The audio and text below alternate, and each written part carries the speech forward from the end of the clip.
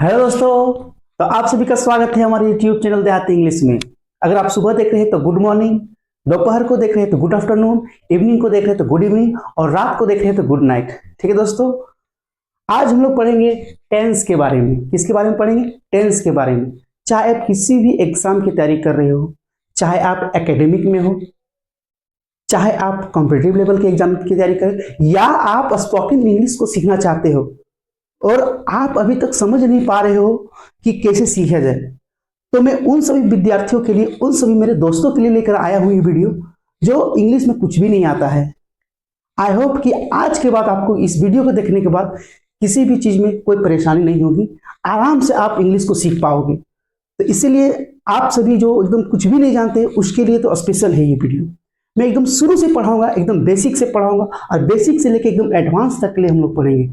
ठीक है दोस्तों, तो अगर आप चाहते हैं तो आज जो क्लासेस होगा वो होगा टेंस के बारे में और इंट्रोडक्शन के बारे में, कि टेंस सीखने से पहले क्या क्या हमको पहले सीखना जरूरी है, किस इंपॉर्टेंट चीज के बारे में हमको ये जानना जरूरी है। तो आज सबसे पहले उसी चीज पर हम लोग चर्चा करेंगे। ठीक है दोस्तों के साथ।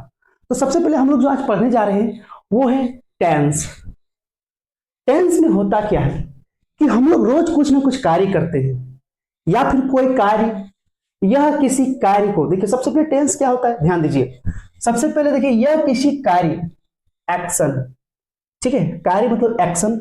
हम लोग कुछ ना कुछ तो एक्शन करते ही है ना, या तो वो एक्शन को शो करता है, कोई भी कार्य करते हैं तो वो एक्शन हमको प्रेजेंट में शो करता है, या फिर वो कार्य हमको, वो एक्शन हमको पास्ट में शो करता है, या फिर कोई कार्य जो है फ्यूचर में होना है।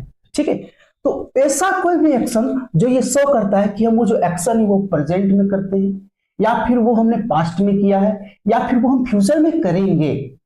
तो ये जो टेंस होता है इसमें ये बताया जाता है, ये स्पेशल ये होता है कि कोई भी कार्य, कोई भी जो एक्शन है जो हम परफॉर्म कर रहे हैं वो या तो प्रेजेंट में होता है, या तो वो एक्शन पास्ट में हो गया है, या फिर वो एक्शन फिर फ्यूचर में होगा।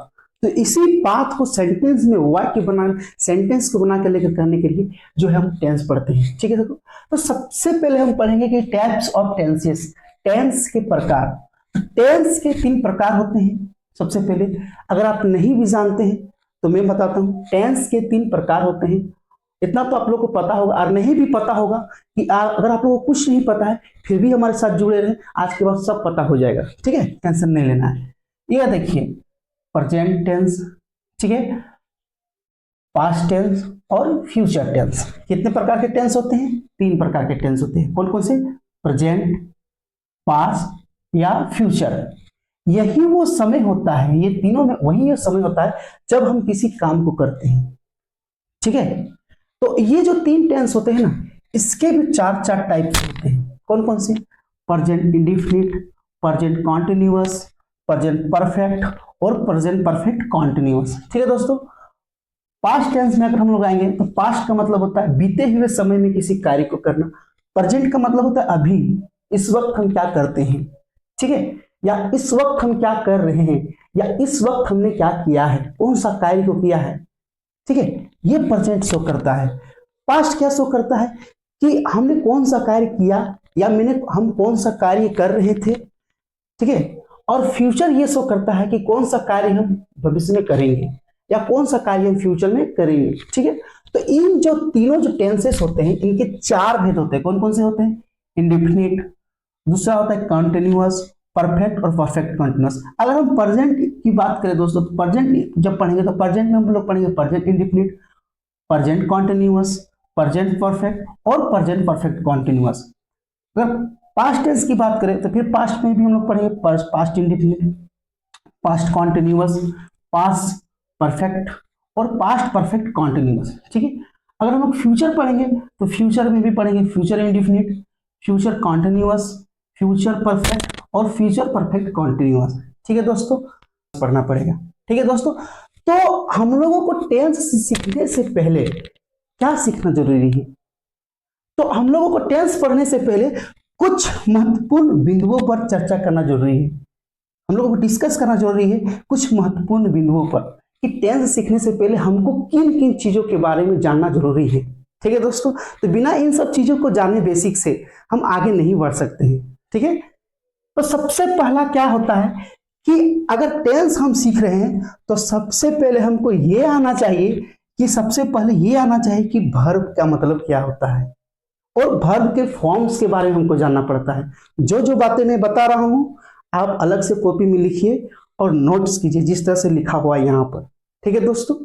तो सबसे पहले देखिए कुछ महत्वपूर्ण बिंदुओं के बारे में। तो सबसे पहला जो चीज है हमको जानना वो है वर्ब के बारे में जानना। किस चीज के बारे में जानना? वर्ब के बारे में जानना एवं एंड वर्ब फॉर्म्स के बारे में जानना कि वर्ब क्या होता है और वर्ब फॉर्म्स क्या होता है। जितने भी हम लोग टेंस पढ़ेंगे, चाहे वो प्रेजेंट टेंस पढ़ेंगे, चाहे वो पास्ट पढ़ेंगे, चाहे वो फ्यूचर टेंस पढ़ेंगे, और इसका जो चारों भेद को पढ़ेंगे, चारों टेंसेस के टाइप्स को जब हम पढ़ेंगे तो हमको सबसे पहले जो है वर्ब से गुजरना पड़ेगा और वर्ब के फॉर्म से गुजरना पड़ेगा। ठीक है। तो वर्ब का ही तो खेला है इसमें। तो सबसे पहले वर्ब को समझना है और वर्ब के फॉर्म्स को समझना है। तो सबसे पहले वर्ब का बात करते हैं। क्या है वर्ब? वर्ब का मतलब होता है क्रिया, मतलब होता है कार्य, मतलब किसी भी कार्य को करना ही वर्ब कहते हैं। ठीक है दोस्तों। तो सबसे पहले देखिए वर्ब होता क्या है। वर्ब का मतलब प्ले, प्ले का मतलब खेलना, रन, रन करना का मतलब दौड़ना, राइट, राइट मतलब लिखना, गो मतलब जाना, से मतलब कहना, थिंक मतलब सोचना, रीड मतलब पढ़ना, मतलब जितने भी हम लोग कुछ करना है ना है वे सारे क्या है वर्ब। और ये सारे जो कार्य कब करते हैं? या तो प्रेजेंट में करते हैं या पास्ट में कर चुके होते हैं या फिर हम लोग फ्यूचर में करेंगे। ठीक है दोस्तों। तो सबसे पहला बिंदु जानने का क्या चीज है कि वर्ब जानना जरूरी है और इसके साथ साथ क्या जानना जरूरी है, इसके वर्ब के फॉर्म्स के बारे में। क्या होते हैं वर्ब फॉर्म्स? वर्ब के 5 फॉर्म्स होते हैं, वर्ब 1, वर्ब 2, वर्ब 3 और वर्ब 4 एवं वर्ब 5। तो वर्ब के कितने फॉर्म्स होते हैं? 5 फॉर्म्स होते हैं और ये पांचों फॉर्म्स आपको आना चाहिए क्योंकि इन्हीं पांचों फॉर्म्स का हम अलग अलग टेंस में, अलग अलग प्रकार के अलग अलग टेंस में यूज करते हैं। प्रेजेंट में अलग वर्ब फॉर्म्स के यूज किया जाता है, पास्ट टेंस में अलग वर्ब फॉर्म्स का यूज किया जाता है और फ्यूचर में भी अलग वर्ब फॉर्म्स का यूज किया जाता है। ठीक है दोस्तों। तो ये वर्ब फॉर्म्स होता क्या है चलिए देखते हैं। ठीक है दोस्तों।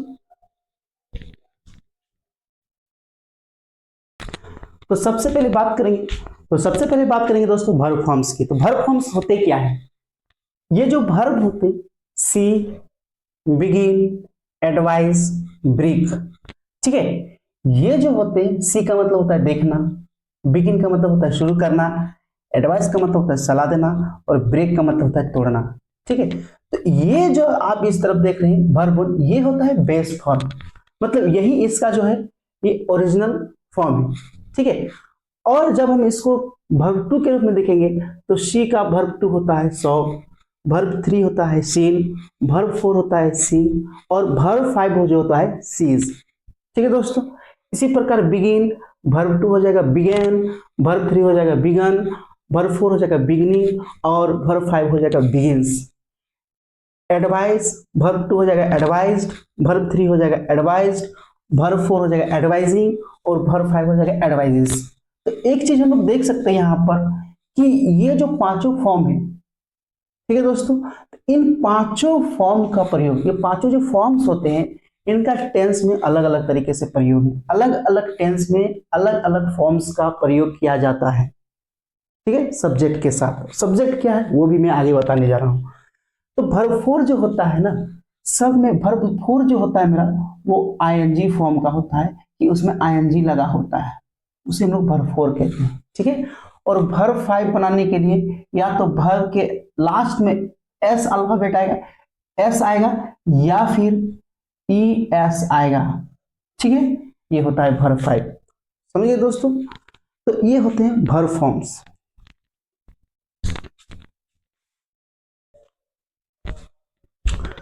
तो ठीक है दोस्तों। तो अभी हम लोगों ने जाना वर्ब क्या होता है और वर्ब फॉर्म्स क्या होता है। ये जितने भी वर्ब होते हैं प्ले, रन और राइट, ये सभी जो होते हैं ना हम लोग जो प्रयोग करेंगे मेन वर्ब के रूप में। किस वर्ब के रूप में प्रयोग करेंगे? मेन वर्ब के रूप में प्रयोग करेंगे।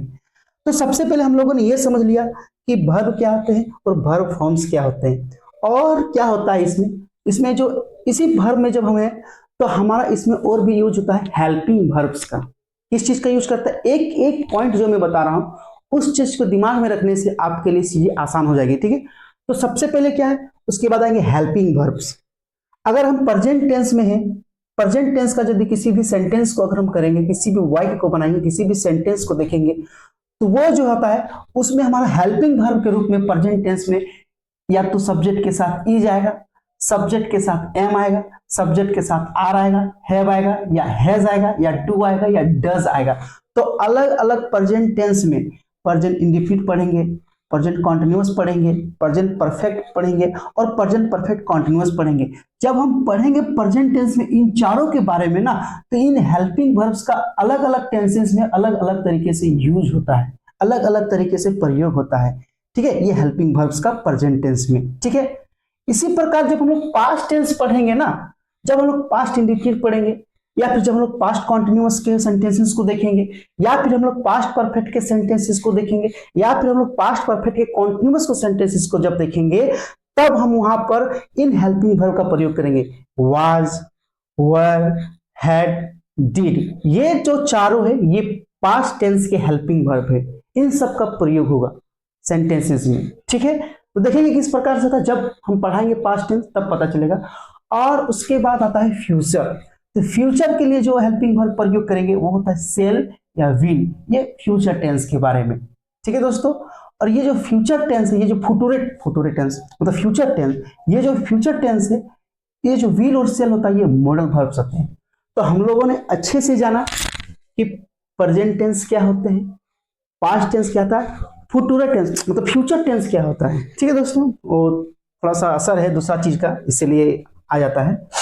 ठीक है, तो हम लोगों ने वर्ब के बारे में जाना, हम लोगों ने वर्ब फॉर्म्स के बारे में जाना, हम लोगों ने हेल्पिंग वर्ब के बारे में जान लिया कि वर्ब क्या होता है। ठीक है दोस्तों, इसका प्रयोग कैसा किया जाता है ये भी हम बताएंगे। पहले क्या होता है उस चीज से तो मिल ले, उसके बाद जो दूसरा चीज हमको याद रखने का जरूरत है, जो चीज हमको महत्वपूर्ण, जो कुछ महत्वपूर्ण बिंदु है दूसरे नंबर में आता है, वो होता है सब्जेक्ट का। क्या आता है, सब्जेक्ट। सब्जेक्ट किसको बोलते हैं, तो सब्जेक्ट ही तो होता है जो इन कार्यों को करता है, सब्जेक्ट ही होता है जो इन कार्यों को परफॉर्म करता है। ठीक है दोस्तों, तो सबसे पहले सब्जेक्ट ही होता है जो ये खेलना का, दौड़ना, लिखना, उठना, बैठना, पढ़ना, जागना, सोना, जाना, ये सब जो कार्य होता है, तो ये सारे कार्य को सब्जेक्ट ही करते हैं। कौन करते हैं दोस्तों, तो इन सब कार्यों को सब्जेक्ट ही करते हैं। ठीक है, तो अब हम लोग जानेंगे सब्जेक्ट के बारे में। सब्जेक्ट क्या होता है, तो सब्जेक्ट क्या होता है, सब्जेक्ट होता है जो इन कार्यों को परफॉर्म करता है। जैसे वो प्ले मतलब खेलना, रन मतलब दौड़ना, राइट मतलब लिखना, ये सब जो तीनों कार्य होते हैं, इन सब को जो करता है, इन सब को जो परफॉर्म करता है ना, उसी को सब्जेक्ट कहते हैं। ठीक है दोस्तों, सब्जेक्ट क्या होता है समझ में आ गया कि सब्जेक्ट वो चीज होता है जो इन कार्यों को करता है, या इन कार्यों को पास्ट में किया, या इन कार्यों को, इस वर्ब को फ्यूचर में करेगा। तो कौन करेगा, उसके लिए तो कोई सब्जेक्ट होना चाहिए ना, करने वाला चाहिए, तो वो ही होता है सब्जेक्ट। ठीक है दोस्तों, तो सब्जेक्ट देखिए, सब्जेक्ट में क्या होता है, आई का मतलब क्या होता है मैं, यू का मतलब क्या होता है आप, तुम, आप लोग, तुम लोग, वी का मतलब क्या होता है हम लोग, दे का मतलब क्या होता है वे लोग, ही का मतलब क्या होता है वह, मेल के लिए, सी का मतलब क्या होता है वह, फीमेल के लिए, इट का मतलब होता है यह, सिंगुलर और प्लूरल नाउन। जैसे बर्ड सिंगुलर नाउन हो गया, एनिमल्स प्लूरल नाउन हो गया, chair singular noun, chairs plural noun. इस प्रकार से सब्जेक्ट का प्रयोग किया जाता है जो एक्शन को परफॉर्म करता है। ठीक है दोस्तों, तो उसी को हम लोग क्या बोलते हैं, सब्जेक्ट बोलते हैं। अब आया बात ऑब्जेक्ट का, तो इसमें हमको ऑब्जेक्ट का भी प्रयोग करना पड़ेगा।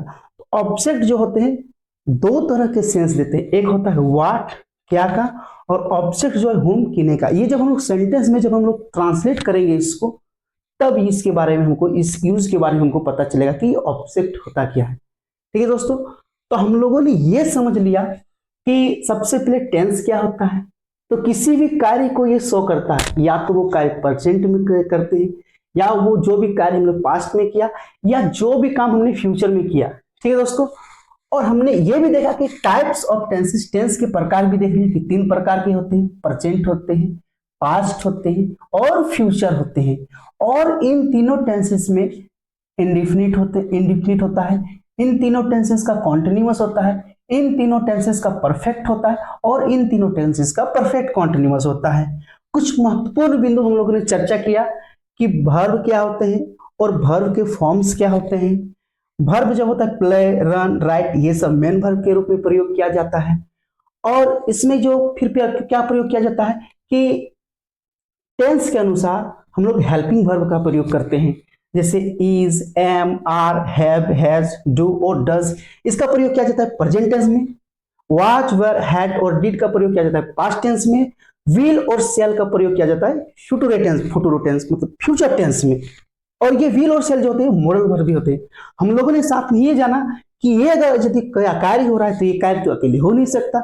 इस कार्य को करने के लिए एक सब्जेक्ट होता है जो इन कार्यों को परफॉर्म करता है, उसे हम लोग सब्जेक्ट कहते हैं।